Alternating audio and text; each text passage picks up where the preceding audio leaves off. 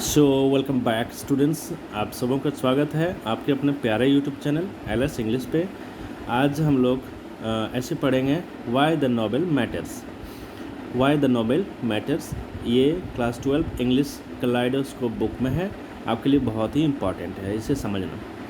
Y the novel matters इसे लिखे हैं D.H. लॉरेंस ने।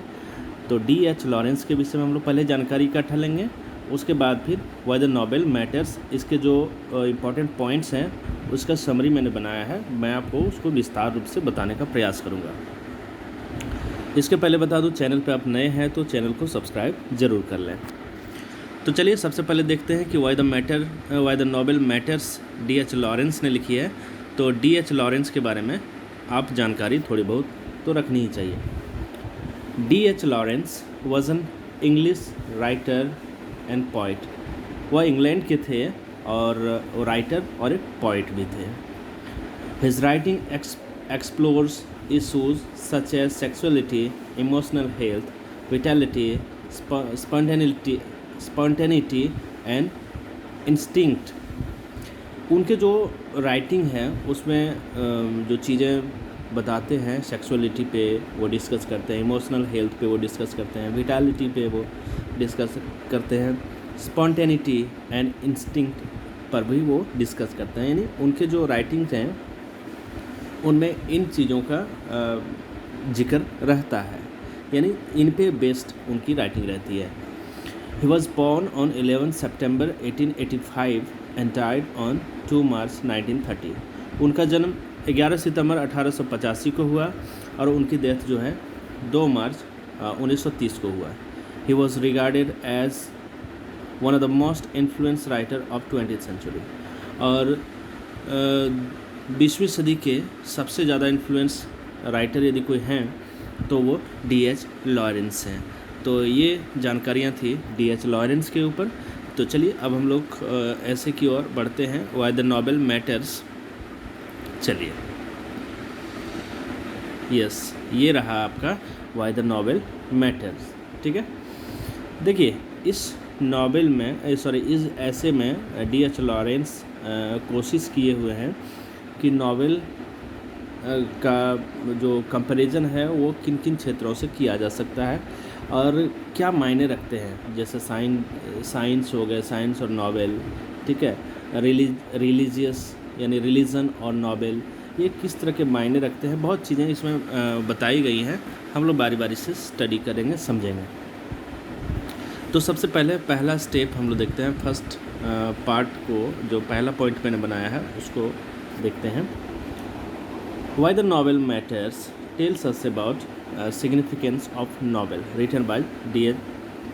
लॉरेंस। D.H. लॉरेंस के द्वारा जो ये ऐसे लिखा गया है, इसमें वाई द नोबेल मैटर्स ये बताता है कि कैसे नोबेल जो हैं उनकी सिग्निफिकेंस क्या है, उनके महत्ता क्या है, उनके सिग्निफिकेंस क्या है, ये बताता है। ठीक है, a novel is an outcome of an thought of human mind. A novel जो होता है किसी भी व्यक्ति का ह्यूमन माइंड का आउटकम होता है, यानी मनुष्य के द्वारा बनाए गए चीज़ें होती हैं, कैरेक्टर्स होते हैं। ठीक है, चलिए आगे बढ़ते हैं। Human being starts searching things and goes ahead. पहले तो मानव क्या करते हैं, सोचते हैं चीज़ों को और फिर आगे बढ़ते हैं। ठीक है, starts creating plot, philosophy, mindset, यानी अपने माइंडसेट के अनुसार से वो कैरेक्टर, प्लॉट इत्यादि को भी, समरी को भी है वो बनाते हैं। ठीक है, यानी पूरी तरह से वो माइंड का उपज होता है। नॉवेलिस्ट जिसे कहते हैं, जो नॉवेल लिखते हैं। A human being starts thinking first and then goes ahead. और मानव प्रजाति क्या करता है, पहले सोचता है और फिर वो आगे बढ़ता है। यहाँ रिलेट किया गया है नॉवेलिस्ट को लेकर के कि नॉवेलिस्ट जो हैं पहले सोचते हैं फिर आगे बढ़ते हैं। चलिए बहुत अच्छे, नेक्स्ट पार्ट हम लोग देखते हैं, अगला point. Some people talk about religion. अब देखिए यहाँ नॉवेल का रिलीजन से क्या कंपैरिजन है वो किया गया है। कुछ लोग जो हैं वो रिलीजन के बारे में बताते हैं and other people listen to them. और भी जो दूसरे लोग हैं वो क्या करते हैं, वो उनको सुनते हैं। ठीक है, but a novelist creates a plot, character, story based on human understanding. लेकिन एक नॉवलिस्ट जो होते हैं वो किसी प्लॉट को बनाते हैं, किसी कैरेक्टर को बनाते हैं, कोई स्टोरी बनाते हैं जो कि ह्यूमन अंडरस्टैंडिंग पे बेस्ड रहता है, यानी जो मानव की समझदारी है उस पे वो आधारित रहता है, ठीक है। बट ए क्लेरिक का मतलब हो गया ऐसा व्यक्ति जो धर्म की बात बताता है। But A cleric tales us about religion, लेकिन क्लेरिक जो होते हैं वो क्या होते हैं, धर्म के बारे में बताता है।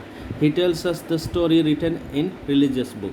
अब वो वही चीज़ बताते हैं जो किताबें में लिखी रहती है, यानी रिलीजियस जो धार्मिक किताबें हैं होती हैं उनमें लिखी रहती है वही बातें वो बताते हैं। जैसे धर्म गुरु को आप सुनिएगा तो किताबों में जो लिखी बातें हैं वही बताते हैं। One can't see anything extra ordinary creation from cleric. लेकिन क्लेरिक में जो है ना किसी भी तरह का आप एक्स्ट्रा ऑर्डिनरी चीज़ें क्रिएशन जो है आप नहीं देखते हैं, जबकि एक नॉवलिस्ट में देखते हैं। वो जो है अपने माइंड का क्रिएशन रहता है, उनके माइंड का क्रिएशन रहता है। वो तो किताबों को लिखते हैं, यानी चीज़ों को लिखते हैं, और जो क्लेरिक होते हैं वो लिखी हुई चीज़ों को बताते हैं। ये फ़र्क यहाँ बताया गया। Tells only written in books, और क्लेरिक जो है तो जो किताबें में लिखी रहती है वही बातें बताते हैं। तो ये काफ़ी इम्पोर्टेंट है नॉवलिस्ट और क्लेरिक को लेकर के। नॉवलिस्ट जो है वो किताबों को लिखते हैं, और क्लेरिक जो होते हैं जो धार्मिक बातें बताते हैं वो किताबों को पढ़ करके लोगों को बताते हैं। तो ये डिफरेंस यहाँ बताया गया। फिर नेक्स्ट पार्ट हम लोग देखते हैं, नेक्स्ट पॉइंट को। A novelist comments on understandable matters. एक नॉवलिस्ट जो होता है ना वो चीज़ें जिसे समझी जा सकती हैं उसके ऊपर कमेंट करते हैं। He thinks beyond the understanding of a human being. वो मानव जाति के समझ से भी ज़्यादा सोच सकता है एक novelist. He thinks wide in comparison to the thinking of a human being, यानी जो मानव जाति है उससे कहीं ज़्यादा वो सोच सकते हैं यदि कंपेरिजन किया जाए तो। चलिए नेक्स्ट पॉइंट हम लोग देखते हैं। A scientist loves to study. अब देखिए साइंस से यहाँ कंपेरिजन किया गया है नॉवलिस्ट का। तो साइंटिस्ट यानी वैज्ञानिक जो होते हैं लव्स टू स्टडी, वह चीज़ों को जो है स्टडी करना पसंद करते हैं। He researches everything, he works on different aspects of thing. देखिए साइंटिस्ट क्या करते हैं, चीज़ें कोई भी चीज़ होती है ना उसके अलग अलग जो पहलू होते हैं उस पर वो रिसर्च करते हैं, उसके डिफरेंट एस्पेक्ट जो होते हैं, जो पहलू होते हैं उसके बारे में जानते हैं। But A novelist creates live thing. लेकिन एक नॉवलिस्ट जो होते हैं ना वो जीवंत उदाहरण प्रस्तुत करते हैं। He understands the live thing. वो चीज़ों को समझते हैं, यानी जो जीवंत उदाहरण होते हैं उन चीज़ों को वो समझते हैं। D.H. Lawrence compares here a scientist and a novelist. तो साइंटिस्ट और नॉवलिस्ट के बीच में यहाँ साइंटिस्ट और नॉवलिस्ट को जो है कंपेयर करके बताते हैं कि कैसे जीवंत उदाहरण बताते हैं एक नॉवलिस्ट, और साइंटिस्ट जो है चीज़ों को स्टडी पे विश्वास रखते हैं। फिर नेक्स्ट होता है D.H. Lawrence also tells about the novels which are windows to life. D.H. Lawrence कहते हैं कि जो नॉवेल्स होते हैं ना वो लाइफ का विंडो होते हैं। लाइफ का विंडो होते हैं मतलब कि वो काफ़ी ज़्यादा इंस्पिरेशन डालते हैं लोगों के ऊपर। When you read a novel you are inspired by the novel. आप नॉवेल को पढ़ते हैं, बहुत ऐसी नॉवेल्स हैं जिसको पढ़ करके लोग अपने आप को चेंज किए हुए हैं, अपने आप को बदल दिए हैं। तो जब आप नॉवेल को पढ़ते हैं तो आप काफ़ी ज़्यादा आप इंस्पायर्ड होते हैं उन नॉवेल से। A novelist connect a human life. Novelist जो होते हैं वो ह्यूमन लाइफ को कनेक्ट करते हैं। जैसे वो लिखते हैं, कभी सैड स्टोरी लिखते हैं, सक्सेस स्टोरी लिखते हैं और अदर चीज़ें लिखते हैं। तो इन चीज़ों को जब आप पढ़ते हैं तो काफ़ी ज़्यादा इंस्पायर्ड होते हैं और अपने लाइफ में उसे अप्लाई करने का प्रयास करते हैं। These are the opening windows to life. और ये जो तत्व डालते हैं नॉवलिस्ट अपने नॉवेल्स में वह लाइफ के लिए विंडो का काम करते हैं। तो बहुत अच्छा तरीके से यहाँ विश्लेषण और वर्णन करते हैं। फिर देखिए क्या होता है उसी में आगे हम लोग देखते हैं। Some novels change the world history. कुछ नॉवेल्स ऐसे हैं जो वर्ल्ड हिस्ट्री को चेंज कर दिए हैं। They play an important role in the world. बहुत इंपॉर्टेंट रोल दुनिया में वो प्ले करते हैं। They means novel show their influence. Novel क्या करता है कि अपना इन्फ्लुएंस को डालता है। People get idea from the novels and apply in their lifes. लोग क्या करते हैं कि उन नॉवेल को पढ़ते हैं और वहाँ से आइडिया को लेते हैं और फिर अपने जीवन में उसे उतारने का प्रयास करते हैं और काफ़ी ज़्यादा सफल भी होते हैं। पीपल मस्ट ओके, यहाँ मस्ट लिखा गया, यहाँ आप लिख सकते हैं कि people must get things from novels as stories और people must see things from novel as stories, यानी लोगों को जो है ना नॉवेल को एक स्टोरी की तरह देखना चाहिए, समझना चाहिए, ठीक है। उसके कैरेक्टर्स को भी देखना चाहिए, समझना चाहिए, चीज़ों को समझना चाहिए।